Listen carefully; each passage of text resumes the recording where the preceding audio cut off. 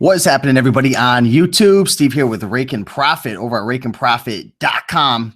Here with my buddy Jameson Philippi. Yo, yo, yo. What's up, guys? Of the Jameson Philippi YouTube channel. And for the guys and gals out there who don't know who Jameson is, he's actually been reselling on Amazon for how many years now? 2 years. 2 years now. And he's putting up some really good numbers and has a lot of experience with Amazon FBA, specifically retail arbitrage. And as you guys know, I do a lot of thrifting from thrift stores, garage sales, pawn shops, just a lot of different avenues to be able to resell on Amazon FBA. So what we wanted to do today, guys, was come live and talk about the truth behind selling on Amazon FBA and what new sellers don't know. And the real motivation for making this video is because I talk to so many people, not only folks on YouTube who maybe are coming from the eBay world, or like, for example, the other day, my good friend Jeff, I ran into his mother over at Savers. This was probably about 3 weeks ago. And she goes, you know, you make it look so easy. I'm going to start selling on Amazon FBA and I'm going to start scanning and making money. And while it's possible for anybody to do this and run a business, you know, an Amazon FBA business, a lot of the new sellers just don't realize that it's not as easy as it looks. What are your thoughts on that, man? Do you still remember when you first got started? I do. Yeah, it isn't easy. It's not. It sucks in the beginning. It does. Because I remember we were shooting a video the other day and you were talking about your story and talking about how you were going into all these Facebook groups free, and you were asking for help and nobody would answer you or give you the answers that you needed. And eventually you started to try to even pay people and you still couldn't get the answers. Yep. Still came up empty-handed. I mean, there's a lot of hurdles, guys, when you first get started, from, you know, finding the products that you need to source, figuring out if they're profitable, understanding, you know, just how to sell on Amazon in general, the dashboard, sending out your first shipment. And then we haven't even covered, you know, consistently sourcing, scaling, learning new products, motivation. I mean, there's so much to it. So again, the main motivation is to kind of open up your eyes to the truth behind selling on Amazon FBA, especially if you're a new seller. So with that being said, I want to let you guys know that this is a live show. There is a comment section on the right-hand side if you guys are on the desktop. If you guys are on a cell phone, if you look down below, there should be a comment section, which you will be able to open up and check out the comments. So Jameson, why don't you shout some people out in the comment section right now? Oh my gosh. Who do we got? Hey, we got Thrifty Treasures. What up, what up, what up? What else? I'm so used to that touchscreen. I was trying to scroll. You've got your glasses on. You still can't see it? No, yeah. I was just used to the, I was used to the scroll, to the okay. touchscreen. So I was like trying to scroll through. What's up, Spooky? How you doing, buddy? What's up, Spooky? Yeah, buddy. Wow. Yeah, sorry. Jameson, are you nervous, man? Are you a little nervous on live camera? Maybe a little bit. Because we got the lights coming in at us and everything. But yeah, guys, really, we're going to be covering a few different topics, but we do want to answer your questions. So if you have any questions about Amazon FBA, if you're dealing with any challenges, or, you know, there's just something that you can't figure out how to get past, this is going to be the show for you guys, because we're going to be in the comment section answering your questions and helping out as much as possible. We got Jay Patlin in the house, Chicago in the house. We got Addo Hopovac saying hello, good videos. Swamp Picker, Eric Cagle, sup guys. Spooky says, sup guys, I haven't sold on Amazon, but want to. Have you noticed that there's a lot of eBay sellers and Craigslist folks out there who want to sell on Amazon? Tons. What stops them, in your opinion? It's a new platform. It's different. It's overwhelming at first, not knowing where to start, where to go, what to do. What was your perception of Amazon when you first, let me even take a step back first before, like, what even opened up your eyes to Amazon? How did you even find out about Amazon FBA? I found Amazon and I saw that they were offering like a 30-day like trial or whatever for the, I don't remember, Seller Central or something like that. Okay. This was like two and a half years ago. Okay. And I was like on the phone with them trying to set up my account, and the way they were explaining the fees, I think they explained it wrong, but they made it seem like I get charged like, I don't even remember. It was some crazy amount. And I was like, screw this. This is stupid. Like, how are these idiots selling on Amazon? Like, I was pissed. The fees were high, yeah. Yeah, like, it was like, she was like, it's like 15 point blah, blah, blah % for video games. And then once it sells, da, da, da. Like, It was like it came up to like 37%. And you were on eBay at the time, right? It was full-time eBay video games at that time. So when you heard about it and you jumped into it. What was your biggest hurdle? For me, just before you even answer that, like the biggest learning curve for me was trying to figure out how to I was kind of messing around as a merchant, but when I went to FBA, which is what I recommend all of you guys to do, if you're going to jump into Amazon, FBA all the way, right? Oh, for sure. I was trying to figure out how to ship it to Amazon FBA, and there wasn't as many tutorial videos and, podcasts and Facebook groups back then. So, I mean, what was your experience shipping out your first FBA shipment? Because there's people, man, they think it's just so easy to just jump into FBA, but there's a huge learning curve to the shipping. Yeah, the shipping is what got me stuck. Just the whole Seller Central thing, making a shipment and not like creating a shipment for each item, which a lot of people do. They don't know to add item and add to the shipment you already made. People will make like 100 shipments for 100 items by mistake, and it's a freaking pain if you don't have someone to help you. I remember when I was doing toys, and I had sourced a bunch of stuff from some retail stores, CVS, Walgreens, and this was like I was just getting into FBA, and it ended up getting split up into like 5 different warehouses. Wake up, man! I know, man. You just had coffee here. I know, bro. It didn't. Holy mackerel! Didn't do the trick. This guy is tired today, man. What do you got in your cup right there? Caramel Frappuccino. What's left of it? Well, I don't know if we put enough caffeine in it for you today. But I remember my shipment got split up into like 5 different places, and I'm like, what is going on right now? And it's hard. It's really, really hard to figure out your first shipment. So the first thing I want to say is if you're brand spanking new, it's not as easy as you think it is. There are a lot of learning curves, and the biggest learning curve, shout out to Dallas Moore, if you guys follow him on YouTube, because I remember when I first was going through my FBA shipment, I was stuck. I didn't know. I don't remember exactly what I was stuck on, but my mom and we were doing it at the same time, and I just couldn't figure it out. And he actually video chatted me through Google Hangouts on my phone and walked us through the process. So that was really big there. If you get stuck on a process with Amazon, I don't know if you've ever done this, you could actually call up Amazon support and they'll walk you through it. Yeah, I've had them do that a couple times. Yeah. And most of them can help you. Most of them know what they're doing. I do want to say when it comes to Amazon and their support, don't take everything they say like 100% to the T, because a lot of things are up for interpretation, especially rules and, different things in the terms of service. But if you ever get stuck, you can always contact support to walk you through that. But it is a challenge at first, getting through that first shipment. What helped you, man, to really get through these hurdles and learning curves at first when you were jumping into Amazon FBA? A lot of it was trial and error.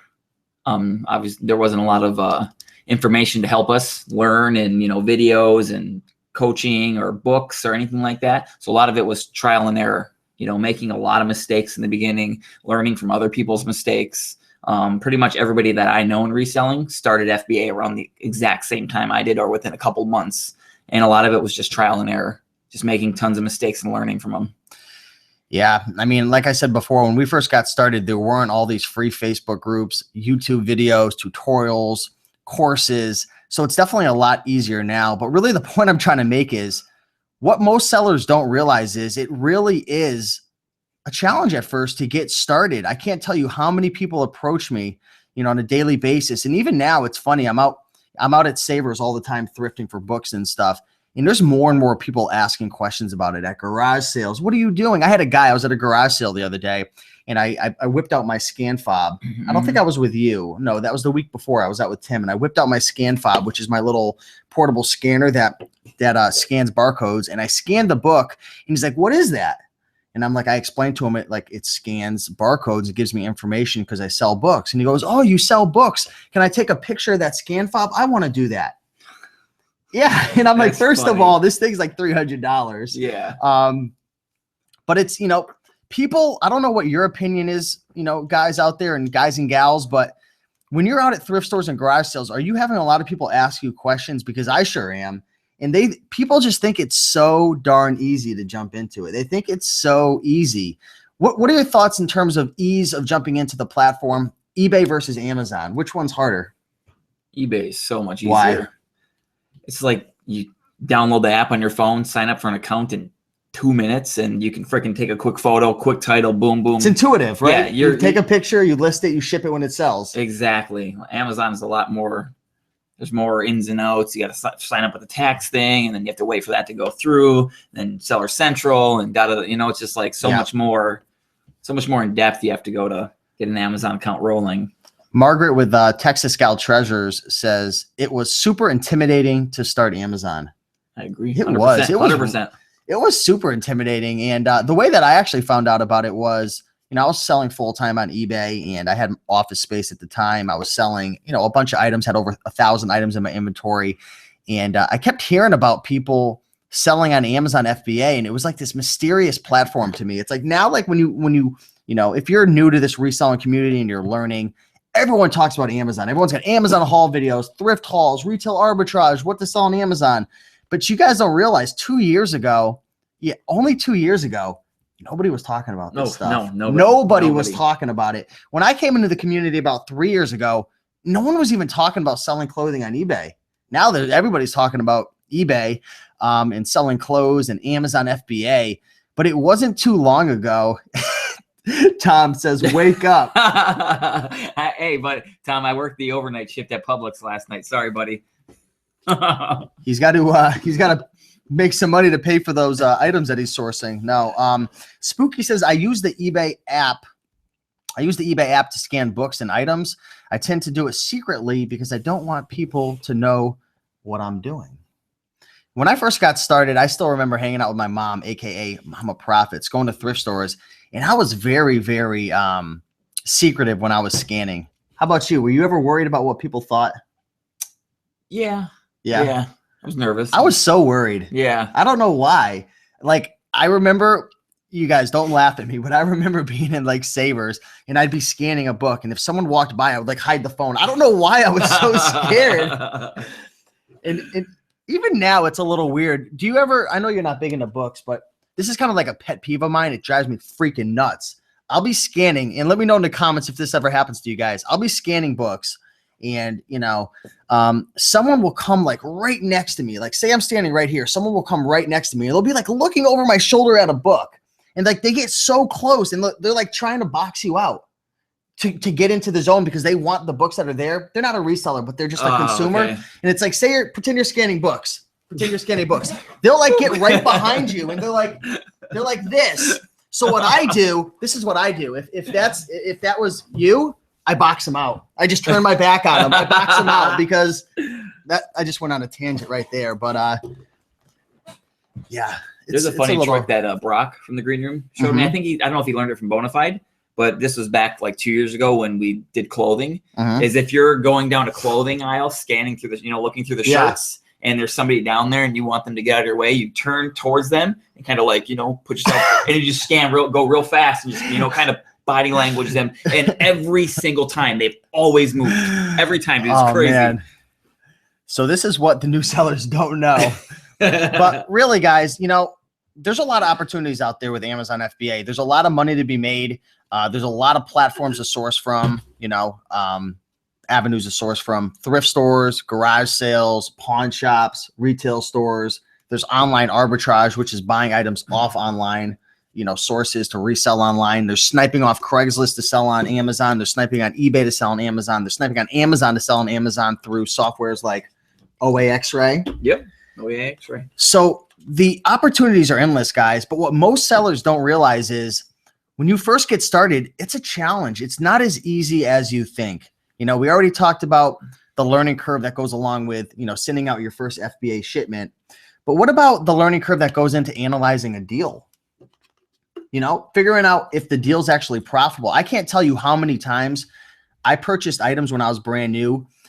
Let me take a step back. I didn't realize that ranks weren't created equally for each category. Like I thought all of a sudden, I thought, oh, I sold a book, 300,000 rank. That's amazing. In, whatever, another category, lawn or guardian or whatever it's called, or office. But there's definitely a learning curve when you first get started analyzing a deal. So what about you, man? When you first got started, did you buy a lot of items that didn't sell? Did you waste a lot of money? I know there's a lot of trial and error.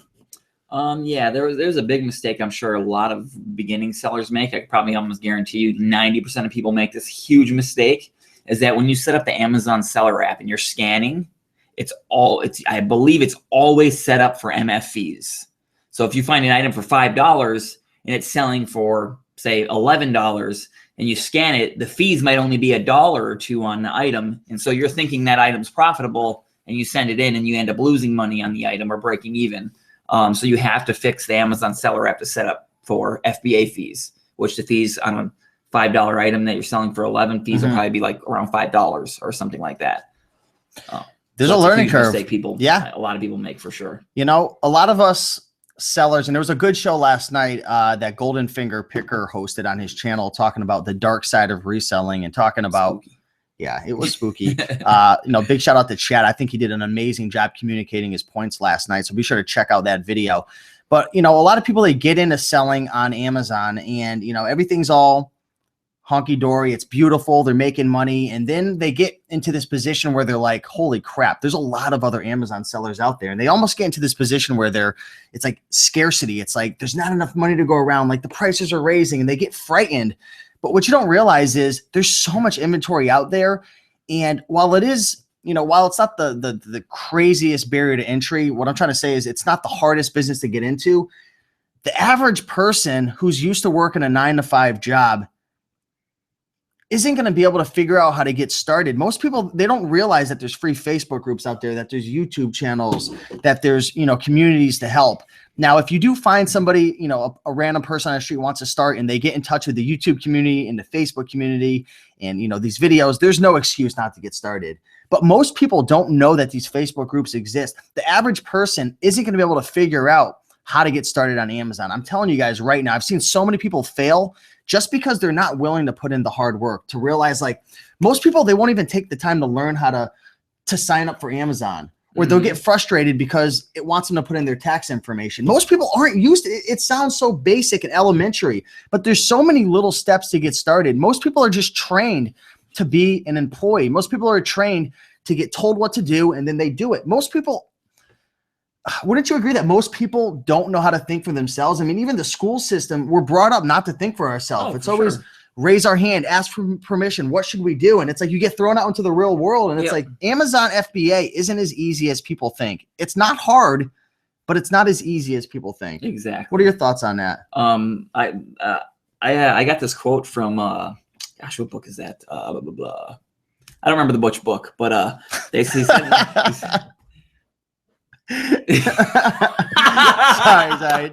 Don't say anything about that. But I can't. Sorry, we're reading a funny comment that we can't mention live on the show. It's easy to do, but it's also easy not to do.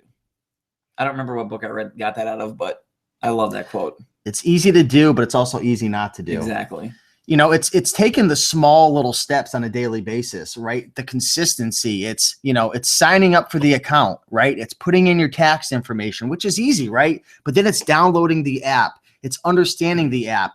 It's going out and learning how to buy things at thrift stores, pawn shops, understanding what to buy, understanding the ranks, learning how to ship in items, you know, learning how to deal with a negative feedback. There's so many little hurdles. And just like you said, what was it? It's easy to do, but it's also easy not to do. Easy not to do. Someone's saying Zig Ziglar, which sounds like a quote from him. I mean, it's not as easy as people think, right? So if you're just watching the show for the first time and you're wanting to get into Amazon FBA, you can do it, right? It's easy to do, but it's easy not to do. I can't. It's such a great quote. It's so simple. It sounds like a quote from like Yogi Berra. Do you know who he is? Catcher for the Yankees back in, I think, the 40s or 50s. He used to come out with these basic quotes. Eric says, how can I sign up for the green room? Go to greenroomuniversity.com. But what was I trying to say? If you're just getting started, you can do it. You can make it happen. But what most sellers don't realize is you have to be consistent. You have to learn. You have to get around like-minded people. You have to educate yourself. You have to grow 1% per day. So, you know, while it's not the hardest thing in the world, it's a big challenge because most people, they're not used to thinking on their own, you know, like making their own decisions, choosing their own direction, right? Like I said before, all the points I was making before, but you can do it, but it's just, you're going to have patience. Did you have a lot of patience when you first got started? None. I was in the green room crying all the time. Oh, why can't I find any profitable items? How do you guys do this? How is anybody making a living doing this? I was in Target for 8 hours today. I scanned for 8 hours. I didn't find anything. How is anybody able to do this? Golden Finger Picker made a really good point in his live show last night. And he said that most people, they're always trying to find somebody to blame, right? They'll go into a thrift store or a Target and they can't find anything. And then they say, oh, the area I live in sucks, or the YouTube community is blowing up all the good items, so there's no good profitable items out there. But the problem is, when you're first getting started, you have to be patient. You have to learn what to buy and sell. If you only have 3 items that you know to be on the lookout for, you know, if you can't find it, if you can't find an item, you've got to keep learning. You have to keep growing. Wow. You know what the funny thing is? There's probably like 20% of the audience doing the same thing as Carlos right now. But you know, it's all about learning and educating, because if you can't find anything, that's on you. If you're living in America, you have no excuse not to be able to find items. You have to be creative. You have to think outside the box. You have to stop doing what everybody else is doing. So if you're brand spanking new, just realize it's going to take some time. You're going to have patience. So let's answer some questions right now and see what everybody is talking about. What's up, Julie C? How do you change the settings on the Amazon seller app? Isn't there just a settings function? I know it's a little confusing. And Resale Rabbit did it for me because it was a little confusing for me to figure it out. I don't remember. Just play around with it. It was like a year ago. Yeah, so. Julie, just go into your app, and I'm sure there's a settings functionality somewhere in there. And just play around with it. I mean, it's got to be in there somewhere. WMB Coupon is stating, when I try to tell my friends what I'm doing, ... they don't get it. You should probably go and get a real job. No, I'm just kidding. I've had so many people tell me that. Why don't you go get a real job? Do you remember when I ran into that girl over at Stop and Shop the other day when we were there and we started talking? She was with her boyfriend or whatever, and she goes, do you guys actually make money doing that? I'm sorry to make fun of her voice. Exactly. Do you guys actually make money doing that? No, he's traveling around for 100 days just scratching his butt. Exactly. No, I'm not making fun of her. She's my friend and all, but most people don't think that you could actually sell products. Like, most people don't realize what's going on with this e-commerce. The whole world is changing. Mm-hmm. It's changing so quick with the internet. The internet is, oh my gosh, guys, it's insane. Do you all bubble wrap electronics such as DVD players, VHS players, or typewriters? When you ship something in FBA, do you always bubble wrap it? I usually box them myself. If they're small enough. So you'll box them and then put a do not separate sticker in it and then put it in another box? I like to make my electronics when I sell used electronics presentable. Okay. Like Resale Rabbit made a video about that. Oh, did he? Yeah. Oh, okay. Yeah. Yep. You could actually buy little boxes from like Uline. Yeah, that's what I do. And I print up the manuals for the items and I just make it look presentable. And one thing I think that Jason Clark does as well, again, another green room member. So if we have green room members in a house, I want you to type in 2 words right now, green room. Let us know you're representing. But Jason Clark, who's a green room member, he actually bought a bunch of little mini poly bags that he puts his calculators in and stuff. Okay. Because what I do, like for example, with a calculator, what I typically do, and I still do it, I roll out my bubble wrap, I wrap up the calculator, I tape it, and typically I'll just stretch wrap it. Mm-hmm. And then I'll put a piece of tape over it and put my SKU, which is the barcode over it for Amazon to be able to scan it in and get my item listed up on Amazon. So I typically bubble wrap it, but you want to be able to protect it. They do say it should be able to drop from 3 feet and be protected, right? Yep, exactly. When you do prep your electronics, just make sure that it could withstand a 3-foot drop if it occurred. We got Texas Scout Treasures representing the green room, Scott McFarland, safe room and the padded room. Eric Cagle, green room, signing in now. He's signing into the green room, man. Nice. That's exciting. We got a lot of awesome content that is in there for sure. Is there any advice in selling it? On toys, selling rank. What ranks do you focus on? I love under 50,000. Those are pretty quick sellers. I will go up to 250,000 based on how many Amazon FBA sellers. Like if there's like no FBA sellers, I might go up to 400,000 or 500,000. If you're newer to Amazon, I would not go that high because you want to focus on quicker flips. I would generally recommend staying under 100,000. If you have the money to sit on an item for a month or 2 months or 3 months, then go ahead and go up to 500,000. But if you don't have a lot of capital, I would stay under 100,000 for sure. Awesome advice right there. And we have a very inspiring comment that just came in from Mario Baragin. Hopefully I pronounced that correctly. I got back into reselling on eBay about 4 months ago after watching some of your videos. And now I'm consistently making around $3,000 a month doing it part-time. Nice. Very nice. You can make a couple $1,000s per month for sure. part-time. I do it. I make more than that part-time. I'm definitely not putting in full-time hours.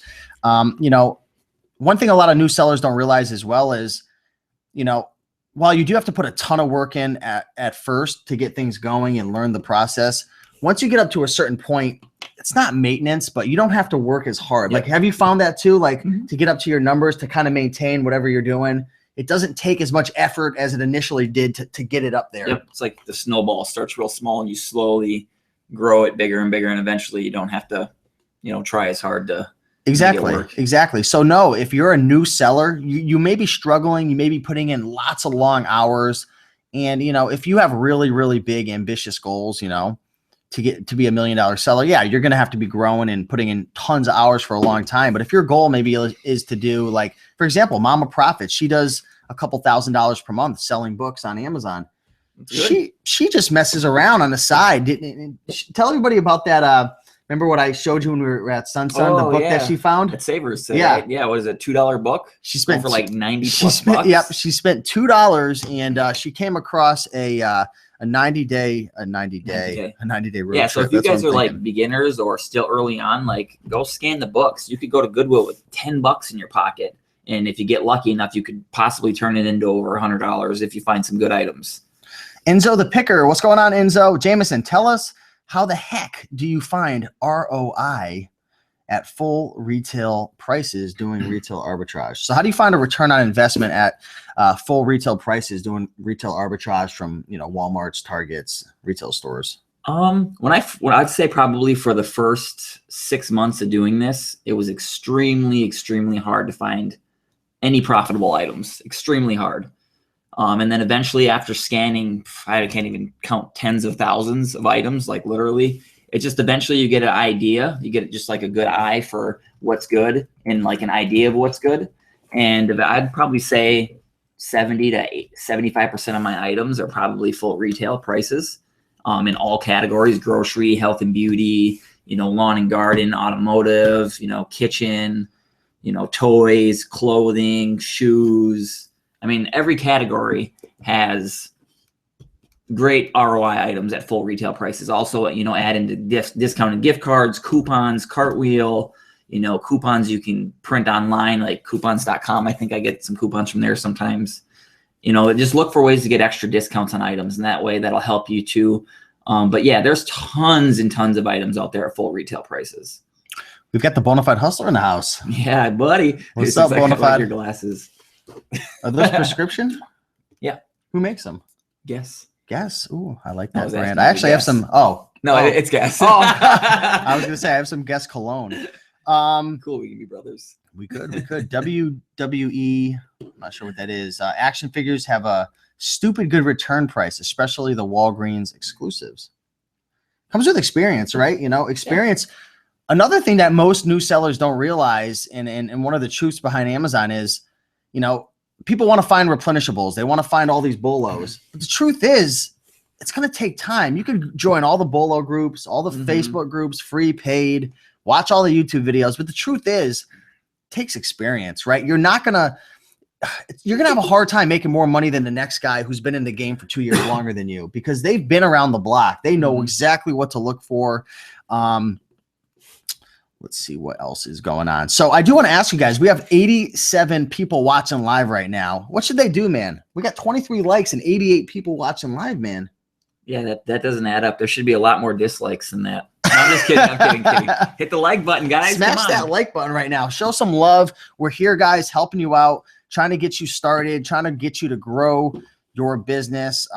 This guy, I mean, he's on pace to do really well this year on Amazon. I'm doing very well. And we're here to help whatever you guys need. So be sure to smash that like button, ask a question. You know, we want to help you as much as possible, because I can't say this enough. If it wasn't for you guys, if it wasn't for the YouTube videos, the other channels, you know, I'd still probably be working at my 9-to-5 job. So, Bonafide says replens are usually something that you end up finding on your own. So exactly. Bonafide's, you know, a seasoned veteran. He's been in the game, you know, selling on Amazon, eBay, different platforms for over 10 years. Eric says, woohoo, I'm a member of the legendary green room. So stoked. Steve has really helped me out. Thanks, all of you guys. Glad to have you, Eric. Welcome, and Eric. you know, when you get in there, be sure to sign up for the green room website, which is only for the members. We got a lot of private shows, courses, products. So be sure to check that out and sign up. I thought he said I pooped on the like button. Popped on it. Any items you can think of that are losers? The ones I'm not buying. Stay off my listing. Let's see, Jameson, are you in the grocery game? Yeah, I do a little bit of grocery. I'm slowly getting back into it more and more. I really recommend if you've been selling on Amazon and you're in health and beauty and grocery and the gated categories, start switching to the gated categories, because the ungated categories, toys and, you know, home and kitchen and all that, tons of people are going in those categories right now, and prices are tanking faster than ever. So yeah, I would definitely get into the groceries if you're not. You can do really well in groceries if you put in some work, for sure. So this is an app right here. This is an app called Scoutify. And we got a question from Steve Frisch. Why do most clothing items not have ranks? I don't know why the rank isn't shown on Amazon. I'm not sure. But it's not shown. When you scan a clothing item or a shoe item on Amazon with the Amazon seller app, because if you do it on your desktop, I believe it'll show, right? I believe it will. Don't quote me on that. But if you're operating with the Amazon seller app and you scan a barcode on a clothing item or a shoe, it's not going to show up. Why? I'm not 100% sure, Steve. But a solution to be able to figure out what the rank is to get an app called Scoutify. Now, I believe you have to have Inventory Lab. I don't know if you could download it or pay for it without Inventory Lab. But I use an app called Inventory Lab, which is a scanning app just like Amazon seller app. And it's free alongside with my $50 per month Inventory Lab subscription. So when I scan with this app right here, it will show the rank. So definitely look in Inventory Lab. And if you do get it, be sure to jump on the Scoutify app as well.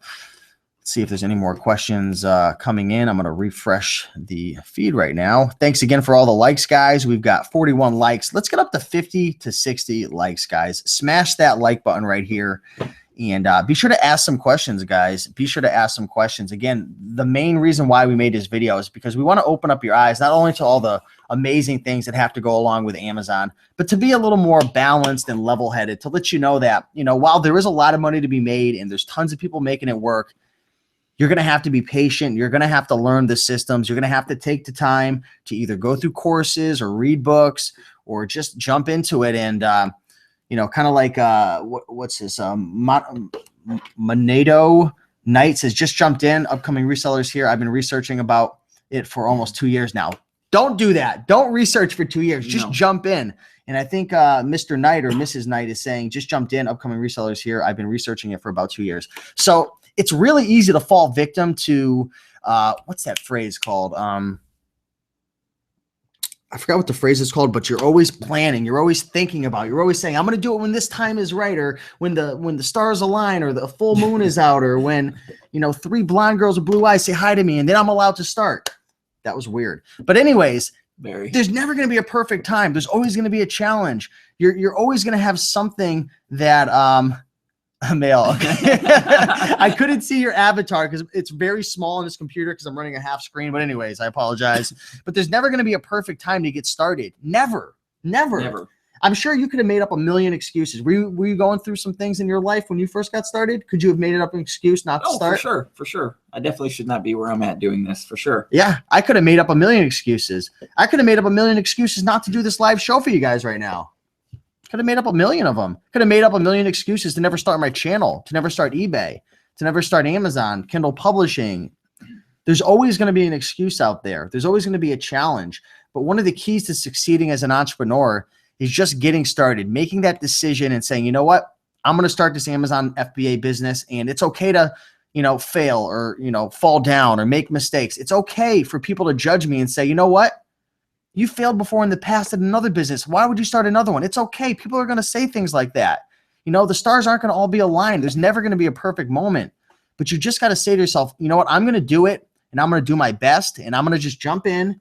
And you know what, I'm going to set myself up for success by surrounding myself with people who have already been successful. I'm going to dedicate, you know, a day per week to just, troll Facebook groups for 2 to 3 hours. I'm going to watch, Raiken's and Jameson's videos. I'm going to join the green room. I'm going to get around people succeeding, and I'm actually going to take action. I'm not going to sit there and just plan all the time. I'm going to take action, and I'm going to figure out what works and what doesn't. And when I figure out what works, I'm going to scale it. I'm going to push. I'm not going to stop. I'm not going to quit. I'm going to keep going.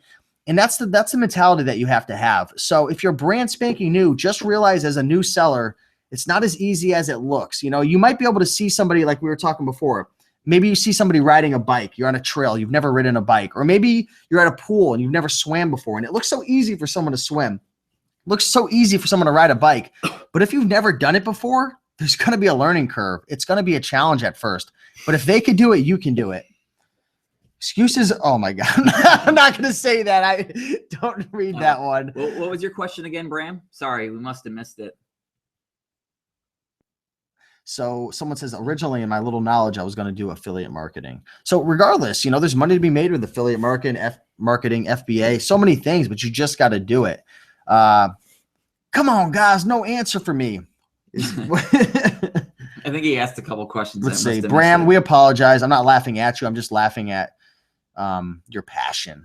What do you say in the morning? My passion wakes me up. Exactly. You know what? Bram is passionate. Advice on toy seller ranks. We answered that for you already, Bram. It must have been somebody else that asked it, maybe. Or let's see. I'm looking. I'm trolling the comments trying to answer Bram's question. I don't see it coming in, man. Somebody asked about Bram. You got to step up your question game, bro. I'm just playing with you. Let's see. Advice on toy seller ranks. Yeah, I don't know if that was him that asked it. Okay, well, anyways, Bram, we're just busting your balls. Well, I am. Advice on seller ranks under 100,000. Under 100,000 if you're early on, if you've only been doing FBA for a couple months and you don't have a lot of money to invest, I would stay under 100K. Good reviews. Good amount of customer reviews. Good star rating. 3.5-star reviews plus is what I do. Some people don't even pay attention to reviews. I personally do because I don't want to return. So hopefully that answered your question, Bram. I'm just kidding. What do you guys think of private labeling versus retail arbitrage? That's a good one. It's a different game. Retail arbitrage is a lot easier to get into because you just go to a store and you just buy it. Whereas private label, there's a lot more upfront work in terms of finding a product, finding manufacturers, putting up a lot more upfront money, taking the risk, running PPC campaigns, getting reviews. So it's a whole completely different business. Retail arbitrage, in my opinion, isn't really a business. You're just going out and throwing it on Amazon. Yeah. Private label, you're creating your own brand. Yep. You're creating your own brand. You're creating the labels. You're creating the inserts. So it's a whole different game. What do we got right here? Is reselling. I don't know if that's a real comment or not, but if you do have bad hearing or terrible people skills, which, I interact with a lot of folks who are older, 75, 80, and they're doing this. So even if you're younger and you have a hard time hearing or you're not good with people, to go thrifting, for example, you don't really have to be good with people. No. Because you're by yourself. You could even put in headphones and just scan. So, I don't think you have to be really good at people skills in terms of hearing as well. I mean, I'm trying to think, the only time hearing really helps me is like, there was actually a time at Savers, this was a couple of years ago, I overheard somebody saying, did you see that? There was a Savers worker saying, can you believe that game is in the case? And I went over and it was what the heck was it called? I don't remember what it was called, but it was a Sega Genesis game that I bought for 200 and sold for over 400. What? And because I heard them talking about it. So I don't think it's 100% necessary, either one of those. What percentage of your FBA items are new versus used, Jameson? I would probably say at least 80%, 90% of my items are brand new. Because you do mostly retail arbitrage. Mostly retail arbitrage. For me, probably 80 to 90% are used. Because I'm doing thrift stores, garage sales, very little retail stores, pawn shops. I mean, you'll find new stuff, but it's mostly used. Nitro Wheel saying risk is higher with private label. I've seen people on PL groups looking to dump inventory at cost that they couldn't sell because they picked a bad product. I see that all the time. I know we're both looking to get into it. I jumped into it and I got to the process right before ordering my inventory and the market got crapped on. So, difference between retail arbitrage and private label. The one big difference is it's a lot easier to get into retail arbitrage and a lot less risk. Gompers asked, do you include photos on used items? Let's just say for Amazon. Do you ever? I used to. I used and to for video realized games, but it just takes so much time. yeah, it does. Items sell just as fast, I think, with Parker- the photos. Parker Profits is saying, "What up? What's going on? What up? How you doing, buddy? What's going on, What up? PP? I was gonna say, what up, PP? Frugal One, thanks for sharing? Question mark. Well, thank you? Question mark. Sorry guys, I'm in a funky mood tonight. I've had a little too much coffee, but you know I love interacting with you guys. It's a lot of fun, and we're here to help. It's what's the number one reason why you love Amazon? Like why do you love running your own business? What's up, Tim? Come on around, man. Just be careful. There's some cords popping out. We got our buddy Tim over here, who is an FBA seller. Maybe he'll come around and say hello. I forgot what I was going to say. You see any questions? Let's see. When listing an item that has not been listed on Amazon before, what can you do to help it be seen? Are you asking about creating a listing? If so, Amazon made it really easy to create a listing. You can create a listing on your phone in 10 minutes, not even. I just created some listings for some items that I found online, and I created my own listing on them. And it took me like 10 minutes to, I basically went to, there was different variations online, and I went and got their keywords and changed them to mine, and then got their title and changed it, to work for mine. And then I got some photos of it, and then I highlight. Usually I go to, I forget what the website's called, where you whiten your backgrounds. Photo Fuse? Yeah. Yeah, Photo Fuse. I just take a photo with my lighting equipment and my white background, but then I go to Photo Fuse and make the background a little bit better, and boom. Listing is done, complete, easy peasy, lemon squeezy. Pandora's Realm is asking, hey guys, what's the best way to build feedback on my private label listings?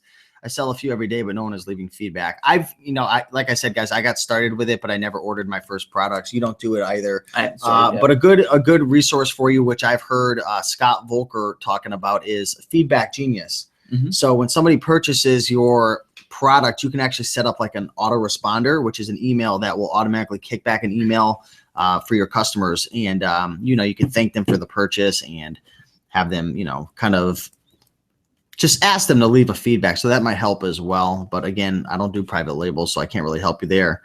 Michael Cook saying RA is my biggest area for improvement right now. I'm trying like crazy, but finding very little. Is it possible RA is just not good in my area? Well, this guy's traveled all over the place. Where do you live, Michael Cook? I've been to like 35 states in probably the past year sourcing, and there are states that are really, really bad. Like what states? Connecticut? You think so? Connecticut wasn't horrible. No, I would say it was like slightly below average, but it's not bad. It wasn't bad. Like it's not bad. Maybe average. I think California was the worst. Okay. Just the whole sourcing, Targets, Walmarts, and all that, and then not to mention having to deal with the traffic and driving from store to store, the time you have to put in to get from store to store. I went to California 2 times, and it's always been less than subpar. I did pretty well with thrift stores over there in California. There's always an avenue. If you're not doing well in Connecticut with retail stores, look at pawn shops, look at thrift stores, look at garage sales. There's always an opportunity. It says Michael Cook, I'm in Northern VA. That's one state I have not been to, so I can't give any advice on that state. I think I've been out there, but I don't remember how it was out there. So how you doing, Tim, man? Let's turn the camera over, man. What's going on, Tim? YouTube. How you doing today? What you been up to, man? Trying to do some merch stuff, actually. Merch? Yeah. Did you ever get a chance to watch the live show that we did last night with Glenn Zubia? I haven't checked it out yet. Yeah, I've actually had some people message me saying it was some good information. So definitely check it out, man. How many shirts you got up on merch? Like 10 now. You got that one shirt. I'm not going to mention it. You just who threw that? Huh? That was you. I was like, I just saw something fly across the room. So you got 10 shirts and you're starting to have some success. Well, a little bit. Yeah, somewhat. Yeah. Cool, man. Cool. Keywords are important on merch. So this is my buddy Tim right here. How long you been selling on Amazon for? Almost 3 years now. 3 years? Yeah, eBay, Amazon. eBay, Amazon. Cool. So he lives a town over from me, and like I always say to you guys, surround yourself with people who are like-minded and positive and who are looking to accomplish the same goals as you. It helps. It really does. It helps you to keep on track. Absolutely. For sure. Thanks for stopping by, man. Talk to you later. What up, Michael FBA? How you doing, man? So do you see any more questions coming in? Let's see here. They were scrolling kind of quick. So how about this one? For multiple listings of the same product, or just seeing the keywords for a single listing? Guess that might be part of another question. Yeah, I think it is too. Steve, your return rate on electronics per month. When I first got started, I was messing with a lot of various products, a lot of different types of electronics. And we could talk about that another time, all the different ones. But at one point, my actual return rate for electronics was up near like 7, 8, 9%. It was really, really high. And I started to figure out certain electronics that were more prone to get returned than others. So right now, my return rate is probably under 5%. I haven't checked it in probably over 45 days. But my overall return rate for all my products is less than 2%. So somebody asked about eBay scanner app. I just use the eBay app, right? Yeah. Okay. Yeah, Same just here. the eBay app is all I know of. That's all I use. So Owen Dawkins is stating, I think online arbitrage is risky unless you get next day delivery because Amazon prices are like the stock market and can tank by the time you go live. What are your thoughts on that? Well, I'm sorry. What was the Online arbitrage? Because I know you've done some before. Yeah. Do you believe that if you don't get one day shipping, you're screwed? No, you just got to make sure that your margins are good enough. Margins are good enough. Yeah, if you're buying something that with only a $5 margin, then yeah, it could mess you up. But as long as the margins are good enough and the rank is good enough, then you should be able to get in and out all right. Because it's funny, I want to say we were at Marshall's, and I was scanning some baby products, and I'm like, dude, this has like $5 profit in it. And you're like, I'm passing. And I'm like, why would you pass? Good reviews, good feedback, good star rating. There's profit in it. And you said, I'm trying to focus on items that have. Right now, I'm trying to focus on things that are $10 and more in profit. Unless it's something that can be replenished, then I'll go a little lower. Because I think that is one of the risks, right? Like Jameson, that you know, crap. All right, I'm gonna let you talk while I fix this. Technical difficulties. Man down. I just literally dropped the microphone. It broke. Anyways, what were you saying, Tim? Margins on the retail arbitrage items, sometimes they'll drop out and. Oh, you just got to make sure your margins are good enough and the rank's good enough. How are the questions coming along, Jameson? Let's see here. We got Gomper, or it's not Gomper. Let's see. Eric, do you have any tricks to help your shipments go to the same fulfillment center instead of 5 different centers? I think it really placement, right? Yeah, inventory placement will get all your items to usually 1 to 2 fulfillment centers based on what size of your items.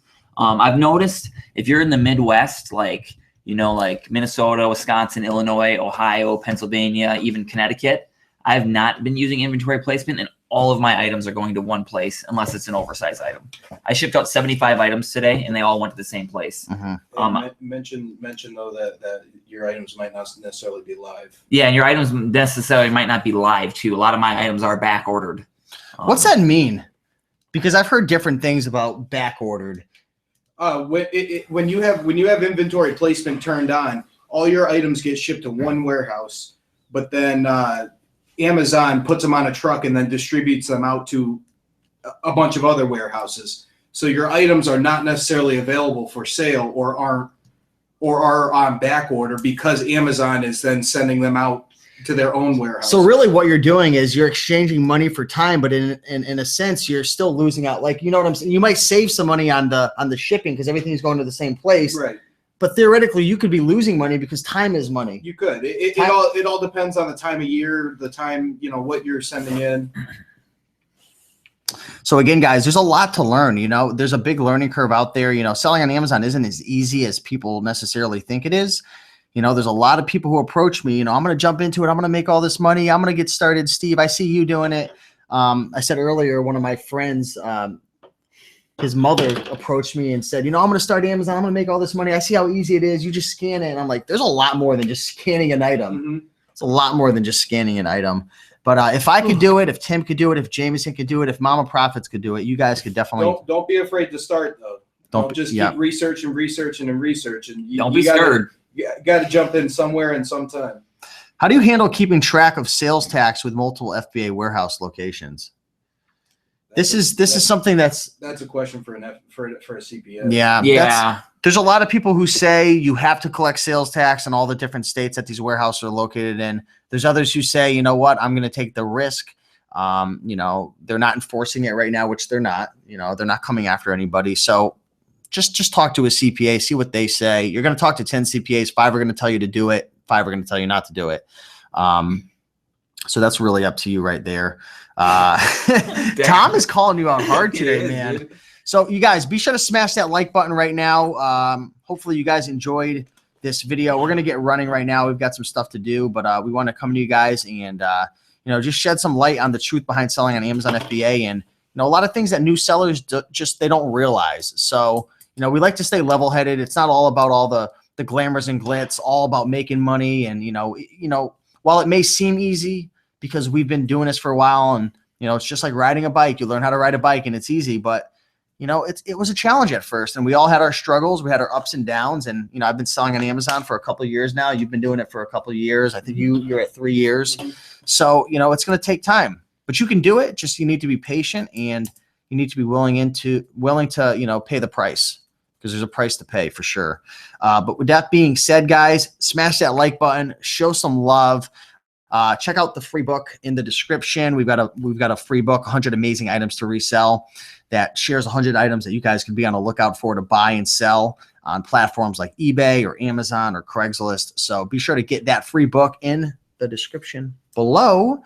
First thing, but anything else you guys want to say? Follow me on Periscope. Yeah, we forgot to shout out Jameson, man. Bro. Periscope at Jameson Philippi. Jameson Philippi. Also, I'm gonna link it up below, his YouTube channel as well. And he recently just put out a few videos. One video on tips for getting into retail arbitrage. Another video on how to be a clown. No. Another video on polybagging and prepping your Amazon items. And we had another video as well that we shot as well. The Q&A from Periscope. Yeah, is that one live? It's not live no, yet. It's not live. But we have a bunch of videos that are in a chamber that are gonna be coming up on Jameson's channel as well. So be sure to subscribe to him, guys. It was a lot of fun talking to you guys. Tim, thanks for stopping by, man. See you later. Can't see you. You're hidden by this microphone that's consistently falling over. But yeah, guys, keep your head up. You know, keep on picking and making that money, and we will see you in the next video. Smash that like button right now. Hit it. Just touch it.